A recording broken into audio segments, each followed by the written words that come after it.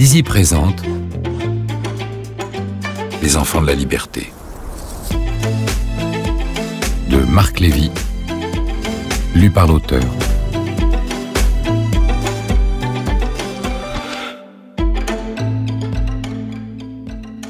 J'aime bien ce verbe « résister ».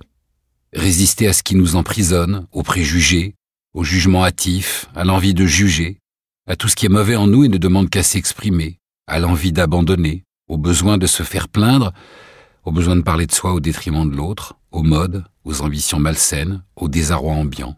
Résister et sourire. Emma Dancourt. À mon père, à son frère Claude, à tous les enfants de la liberté, à mes enfants et à toi mon amour.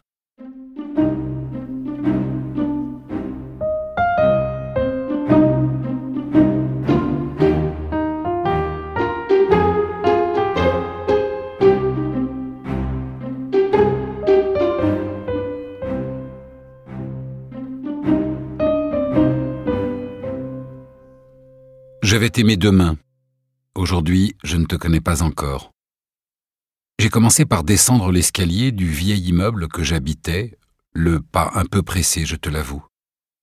Au rez-de-chaussée, ma main, qui avait serré la rambarde, sentait la cire d'abeille que la concierge appliquait méthodiquement jusqu'au coude du deuxième palier les lundis, et puis vers les derniers étages les jeudis.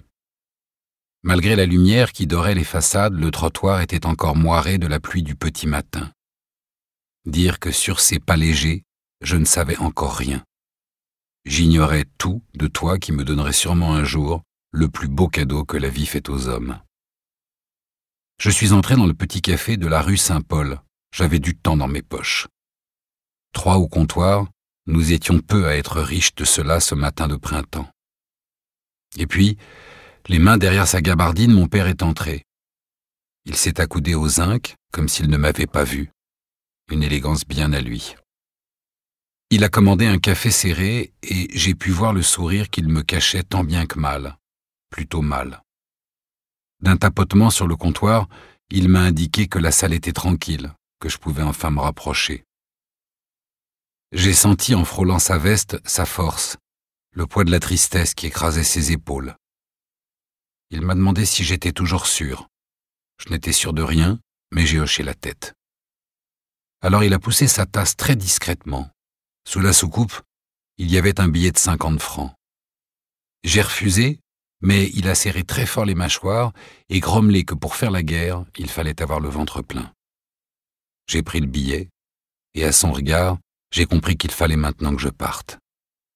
J'ai rajusté ma casquette, ouvert la porte du café et remonté la rue. En longeant la vitrine, j'ai regardé mon père à l'intérieur du bar.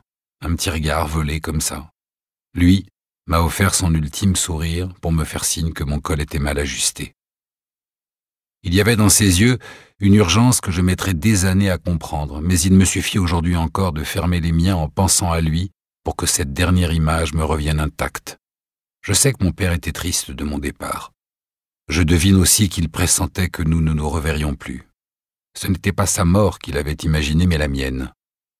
Je repense à ce moment au café des Tourneurs. Cela doit demander beaucoup de courage à un homme d'enterrer son fils alors qu'il prend un café chicoré juste à côté de lui. De rester dans le silence et de ne pas lui dire « tu rentres à la maison tout de suite et tu vas faire tes devoirs ». 1 an plus tôt, ma mère était allée chercher nos étoiles jaunes au commissariat. C'était pour nous le signal de l'exode et nous partions à Toulouse. Mon père était tailleur et jamais il ne coudrait cette saloperie sur un bout d'étoffe. Ce 21 mars 1943, j'ai 18 ans. Je suis monté dans le tramway et je pars vers une station qui ne figure sur aucun plan. Je vais chercher le maquis. Il y a 10 minutes, je m'appelais encore Raymond. Depuis que je suis descendu au terminus de la ligne 12, je m'appelle Jeannot. Jeannot sans nom. À ce moment encore doux de la journée, des tas de gens dans mon monde n'ont aucune idée de ce qui va leur arriver. Papa et maman ignorent que bientôt on leur tatouera un numéro sur le bras. Maman ne sait pas que sur un quai de gare, on la séparera de cet homme qu'elle aime presque plus que nous. Moi, je ne sais pas non plus que dans 10 ans, je reconnaîtrai dans un tas de paires de lunettes de près de 5 mètres de haut au mémorial d'Auschwitz la monture que mon père avait rangée dans la poche haute de sa veste la dernière fois que je l'ai vu au café des Tourneurs. Mon petit frère Claude ne sait pas que bientôt je passerai le chercher et que s'il n'avait pas dit oui, si nous n'avions pas été deux à traverser ces années-là, aucun de nous n'aurait survécu. Mes 7 camarades, Jacques, Boris, Rosine, Ernest, François, Marius, Enzo, ne savent pas qu'ils vont mourir en criant « Vive la France !» et presque tous avec un accent étranger.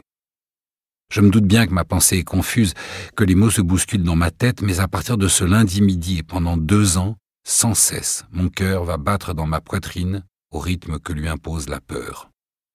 J'ai eu peur pendant 2 ans. Je me réveille encore parfois la nuit avec cette foutue sensation. Mais tu dors à côté de moi, mon amour, même si je ne le sais pas encore.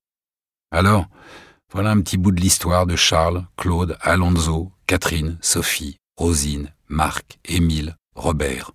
Mes copains espagnols, italiens, polonais, hongrois, roumains, les enfants de la liberté.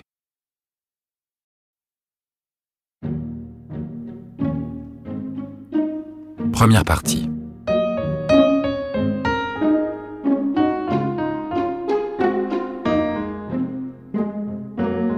Chapitre 1. Il faut que tu comprennes le contexte dans lequel nous vivions. C'est important, un contexte. Pour une phrase, par exemple. Sortie de son contexte, elle change souvent de sens et pendant les années qui viendront, tant de phrases seront sorties de leur contexte pour juger de façon partiale et mieux condamner. Oh, c'est une habitude qui ne se perdra pas. Au premier jour de septembre, les armées d'Hitler avaient envahi la Pologne. La France avait déclaré la guerre et personne ici ou là ne doutait que nos troupes repousseraient l'ennemi aux frontières. La Belgique avait été balayée par la déferlante des divisions de blindés allemands et en quelques semaines, 100 000 de nos soldats mouraient sur les champs de bataille du Nord et de la Somme. Le maréchal Pétain fut nommé à la tête du gouvernement. Le surlendemain, un général qui refusait la défaite lançait un appel à la résistance depuis Londres. Pétain préféra signer la reddition de tous nos espoirs. Nous avions perdu la guerre si vite. En faisant allégeance à l'Allemagne nazie, le maréchal Pétain entraînait la France dans l'une des périodes les plus sombres de son histoire. La République fut abolie au profit de ce que l'on appellerait dorénavant l'État français. La carte fut barrée d'une ligne horizontale et la nation séparée en 2 zones. L'une au nord, occupée, et l'autre au sud, dite libre. Mais la liberté y était toute relative. Chaque jour voyait paraître son lot de décrets acculant à la précarité 2 millions d'hommes, de femmes et d'enfants étrangers qui vivaient en France, dépourvus désormais de droits, celui d'exercer leur métier, d'aller à l'école, de circuler librement, et bientôt, très bientôt, celui d'exister tout simplement. Ces étrangers, qui venaient de Pologne, de Roumanie, de Hongrie, ces réfugiés espagnols ou italiens, la nation devenue amnésique en avait pourtant eu sacrément besoin. Il avait bien fallu repeupler une France privée 25 ans plus tôt d'1,5 million d'hommes morts dans les tranchées de la Grande Guerre. Étrangers.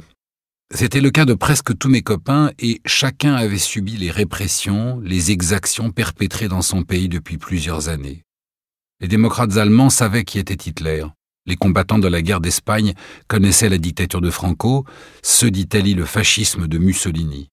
Ils avaient été les premiers témoins de toutes les haines, de toutes les intolérances, de cette pandémie qui infestait l'Europe avec son terrible cortège de morts et de misère. Tous savaient déjà que la défaite n'était qu'un avant-goût, le pire était encore à venir. Mais qui aurait voulu écouter les porteurs de mauvaises nouvelles ? Aujourd'hui, la France n'avait plus besoin d'eux. Alors, ces exilés venus de l'Est ou du Sud étaient arrêtés et internés dans des camps. Le maréchal Pétain n'avait pas seulement renoncé, il allait pactiser avec les dictateurs d'Europe et, dans notre pays qui s'endormait autour de ce vieillard, se pressaient déjà chefs de gouvernement, ministres, préfets, juges, gendarmes, policiers, miliciens, plus zélés les uns que les autres dans leur terrible besogne. Chapitre 2. Tout a commencé comme un jeu d'enfant. Il y a 3 ans, le 10 novembre 1940, le triste maréchal de France, entouré de quelques préfets au laurier d'argent, entamait par Toulouse le tour de la zone libre d'un pays pourtant prisonnier de sa défaite. Étrange paradoxe. Nous espérons que vous avez apprécié cet aperçu. Pour continuer à écouter ce livre audio sur Google Play Livres, utilisez le lien dans la description de la vidéo.